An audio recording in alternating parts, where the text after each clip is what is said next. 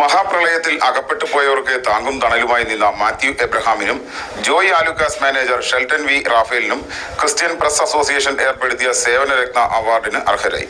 പ്രളയക്കെടുതിയിൽ ധാരാളം വ്യക്തികൾക്ക് ആശ്വാസമായി മാറിയ സതേൺ റോക്ക് ഗ്രൂപ്പിന്റെ സ്ഥാപകൻ കൂടിയാണ് Mathew Abraham Thekkumuttil. Kerala quarry association സംസ്ഥാന ട്രഷറർ, ഷൊർണൂർ ക്നാനായ പള്ളി സ്ഥാപകൻ, ക്നാനായ മാനേജിംഗ് കമ്മിറ്റി അംഗം എന്നീ നിലകളിൽ പ്രവർത്തിച്ചിട്ടുണ്ട്.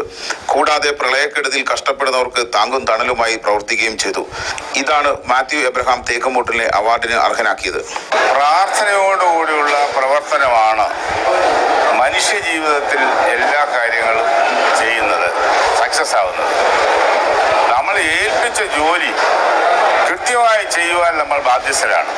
അത് എന്തുമാകട്ടെ, ആ ജോലി ചെയ്ത് ദൈവം തന്നിട്ടുള്ള ടാലന്റുകളെ അത് കുഴിച്ചിടാതെ വ്യാപാരം ചെയ്ത് ഒന്നിനിരട്ടി, രണ്ടിരട്ടി, നാലിരട്ടി, 10 ഇരട്ടിയായിട്ട് ദൈവം തമ്പുരാന് തിരികെ കൊടുക്കുക എന്നുള്ളതാണ് എന്നിൽ ഉള്ള നിക്ഷിപ്തമായിരിക്കുന്ന താല്പര്യം.